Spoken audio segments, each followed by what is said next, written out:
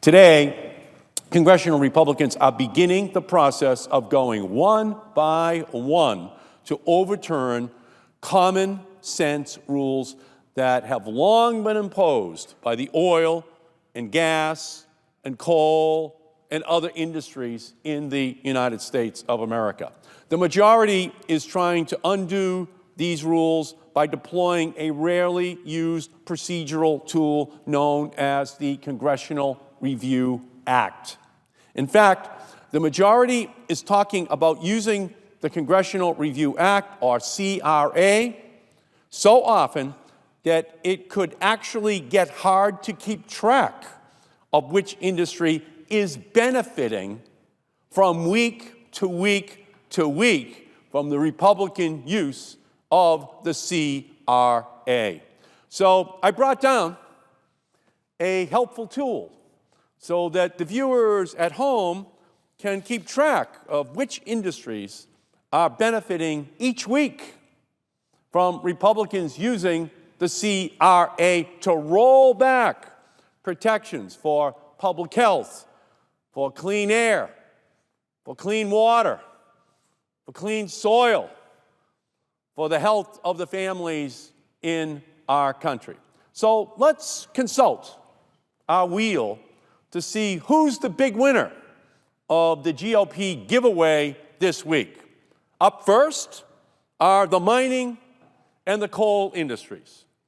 They are the first big winners of the GOP Congressional Review Act Wheel of Giveaways.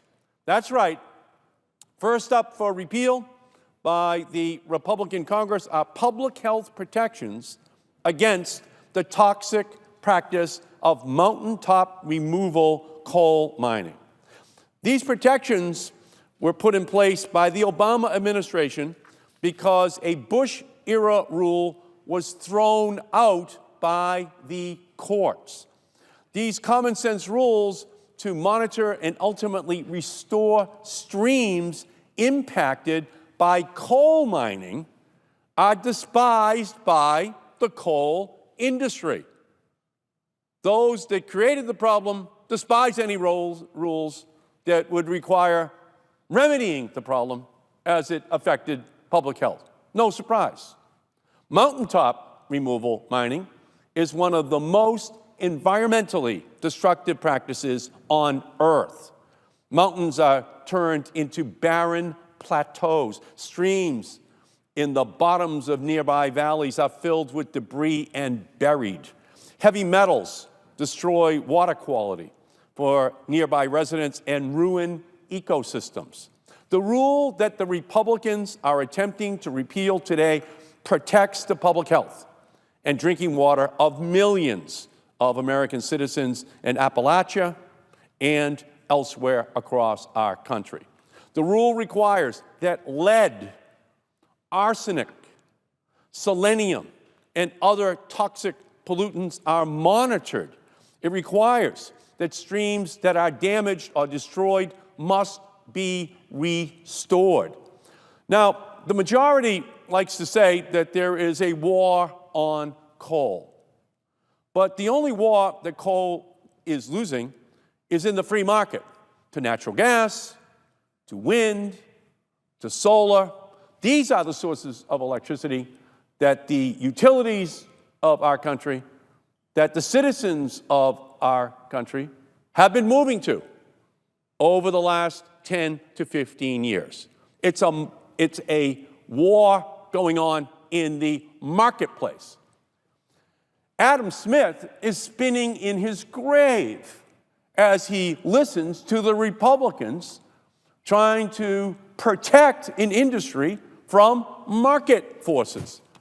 Adam Smith is actually spinning so fast in his grave that he could qualify as a new energy source for our country. That's how shocked he would be about this attempt to undermine the public health and safety in our country on behalf of an industry which is losing a battle in the marketplace. It is this free market that ultimately is causing these changes, and the coal industry is saying, please protect us from having to protect the public health and safety, clean air, clean water. Please protect us from having to protect families affected by our industries. A few years ago, we generated roughly 50% of our electricity from coal. Now it is down to 30% of all electricity in our country generating the electricity which we need in our country. 50% to 30% of all electricity in a handful of years. Coal has been replaced in the free market by natural gas, which has grown from a little over 20% of United States electricity generation a decade ago to 35% today. That's coal's big problem, natural gas. Another fossil fuel, but one that emits 1/2 of the greenhouse gas pollutants, as does coal. And coal has also been replaced by clean energy, by wind especially, which has grown by 5 to 6% of our generation, and by solar, which is now 1% of our generation. In other words, if you go back to 2005 and you look at our country, natural gas was a relatively small percentage of electrical generation. So was it wind and solar. As we debate this issue here today, wind and solar are now up to 7% of all electricity generated in our country, up from 1%, just a little bit more than 10 years ago.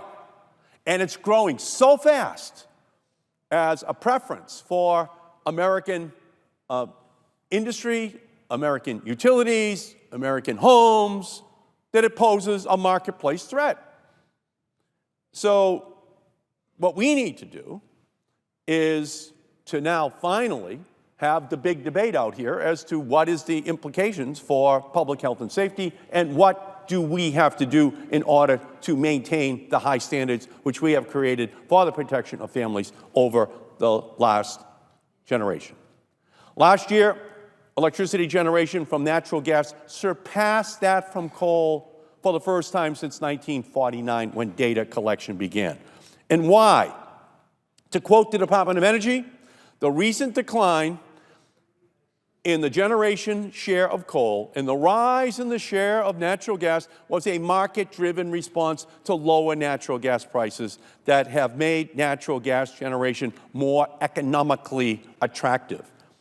Between 2000 and 2008, coal was significantly less expensive than natural gas. However, beginning in 2009, large amounts of natural gas produced from shale formations changed the balance. While the cost of coal has risen by 10% since 2008, the cost of natural gas has fallen by more than 60%. For a power producer considering new generation capacity, the lifetime cost of electricity from a new coal-fired power plant is 67% higher than from a new natural gas power plant, and 17% from a newly constructed wind farm, according to the National Academy of Sciences. The reason no one is building coal-fired power plants is very clear. It is the free market. Coal cannot compete in the free market. In 2016, we added more than 14,000 new megawatts of solar. We're going to add 7,000 to 8,000 new megawatts of wind. We're going to add nearly 9,000 new megawatts of natural gas, and we added virtually no new megawatts of coal-fired generation in our country. And we're projected to add no new coal generation this year as well. It will be more natural gas, more wind, more solar. The marketplace is rejecting coal as a source of electricity. The marketplace is doing that. This isn't a conspiracy, it is competition in the free market.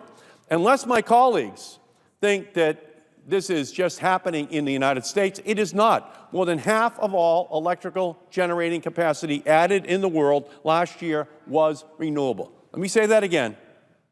More than half of all new electrical generating capacity added in the world last year was from renewable energy, wind and solar, across the planet.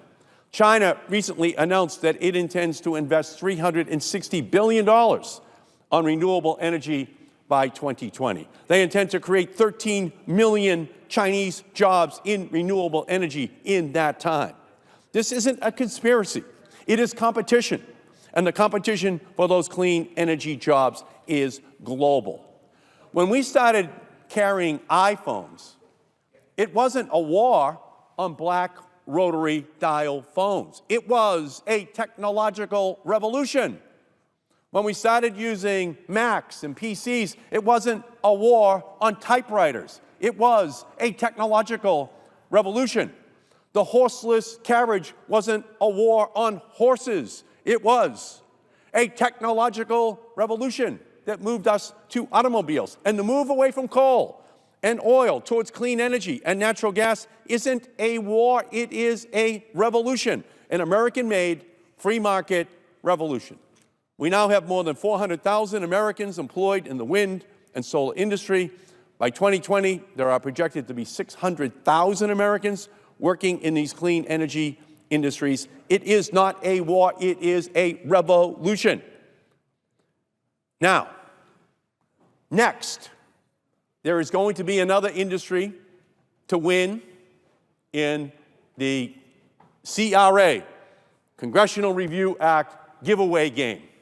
That's right, the next winner will be the oil and gas industries. Republicans intend to move to overturn a bipartisan requirement under the Dodd-Frank bill that publicly traded oil, gas, and mining companies disclose to their investors when they make payments to foreign countries. But that requirement is vigorously opposed by ExxonMobil, the American Petroleum Institute, and the oil and gas industry. Section 1504 of the Dodd-Frank Wall Street Reform Act was a bipartisan provision authored by Senators Cardin and Lugar. It requires oil, gas, and mining companies to disclose payments to foreign governments, and that is now in jeopardy. The Dodd-Frank disclosure rule goes to the core of the Securities and Exchange Commission's mission of investor protection. Secret payments can easily be expropriated by corrupt governments. They can also be a signal that a company is involved in risky business overseas, risks that investors need to know about when making investments. And by eliminating this disclosure requirement using the Congressional Review Act, we are potentially allowing for oil companies to make secret, undisclosed payments to foreign governments. Those could include payments intended to gain advantage over other companies or even bribes to foreign officials. Eliminating this disclosure requirement could allow the oil companies to make secret payments to foreign nations that could have serious implications for these nations and for investors.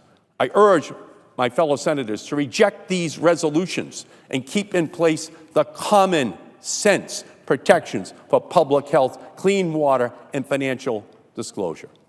And earlier today, the Republicans on the Environment and Public Works Committee reported out the nomination of Oklahoma Attorney General Pruitt. Democrats on the committee have grave concerns about his ability to uphold the EPA's mission to, quote, protect human health and the environment. So what we're talking about here is the totality of a picture. The use of the CRA to one by one go after these environmental protections that have been put in place to increase the health of Americans, to reduce their exposure to arsenic, to lead, to other dangerous chemicals. This first one that we are debating goes right to the heart of that issue. And what the coal industry is doing is using the justification of their need to be competitive with the natural gas and wind and solar industries, a battle they're losing in the financial marketplace, as a justification for undermining the public health of our country so they can be more competitive. In other words, the price to be paid to make the coal industry more competitive with other industries to whom they're losing market share and the electrical generating market is that the public health has to be compromised. We have to turn a blind eye to the impact on the children, the families in our country of being exposed to these dangerous chemicals. That's the price we have to pay as a nation. It is unacceptably high. So Adam Smith looks on, and Adam Smith judges us here today. This marketplace defeat of coal by natural gas, wind, and solar is one that is being used to hurt children, hurt families in our country. I do not think that it is an acceptable position for our nation to take. And I urge a rejection of that motion, and I yield back to the leader of this effort out on the Senate floor, the great senator from Washington,